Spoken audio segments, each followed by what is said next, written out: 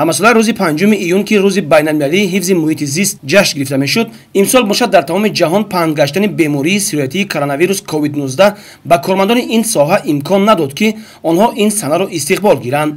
аз ин хотир кормандони ҳифзи муҳити зист ситод оиди пешгирии касалиҳои сироятӣ назди мақомоти маҳаллии ноҳияи шаҳринав дар ҳамкорӣ бо кормандони маркази назорати давлатии санитарии эпидемиологӣ ва волонтёрони шӯъбаи ҷавонон тасмим гирифтанд ки дар бозори марказӣ, мавзеъҳои серодам, кӯчаҳои аҳлунишин ва дар муассисаҳои тандурустӣ корҳои фаҳмондадиҳӣ гузаронида ба сокинон ва кормандони соҳаи тиб ниқоб, дастпӯшаки яккаратта ва антисептик ба таври ройгон тақсим карда шуд. гузарондани аксия дар байни аҳолӣ оиди паҳншавии касалии сироятии коронавирус COVID-19 бахшида ба 5 июн рӯзи умумиҷаҳонии ҳифзи муҳити зист эълон намуда оиди масъала дар байни аҳолӣ корҳои фаҳмондеҳӣ гузаронда шуда ба тариқи ройгон маҳлулҳои антисептикӣ, ниқобҳо, дастпӯшакҳо ёрӣ расонда шуд.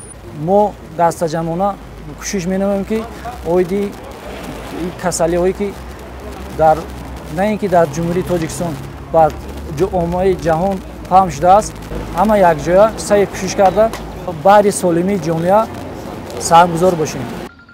ҳоло ҳам шахсоне ҳастанд ки ба оддитарин қоидаҳои гигиенаи шахсӣ риоя накарда ҷони худ ва ҷони атрофиёнро ба хатар мегузоранд. гаштигузори бениқобҳои тиббӣ ва дастпӯшакҳои яккаратта ба назар мерасад. аз ин хотир имрӯз дар гузарондани ин аксияи таблиғотӣ кормандони соҳа ба сокинон ба таври ройгон ниқобҳои яккаратта тақсим намуданд. ҳамчунин онҳоро огаҳ намуданд ки бояд масъулияти баланди шаҳрвандӣ нишон диҳанд қоидаҳои гигиенаи шахсиро ҳатман риоя намоянд.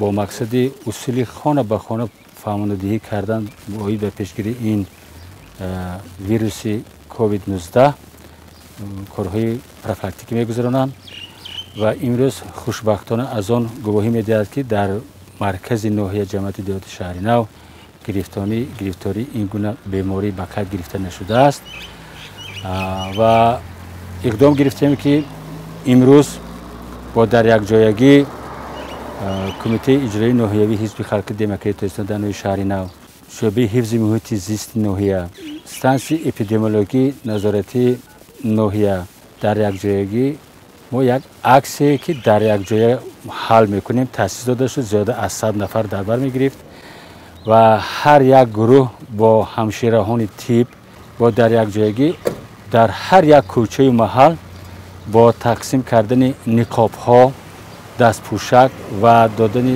тақсим кардани антисептикҳо корҳои фаҳмондагӣ гузаронда шуд. ин ҳам бошад аз он шаҳодат метиҳад ки мардум ҳис мекунад ва барои пешгирӣ кардан усули хонаи худро безарар кардан чораҳо меандешад. طبق توصیه متخصصان ساحه طب استفاده نقاب‌های محافظتی طبی و رعایت مسافه اجتماعی احتمال گرفتار شوی به بیماری‌های سیراتی را کم می‌کند.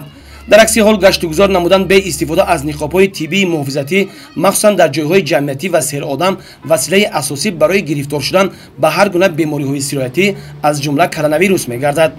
از این لحاظ جهت پیشگیری از پنه‌شوی این نمود بیماری گشتگذاری شهروندان در کوچه و خیابان و دیگر جای‌های جمعیتی با نقاب‌های محافظتی حتمی گردیده است.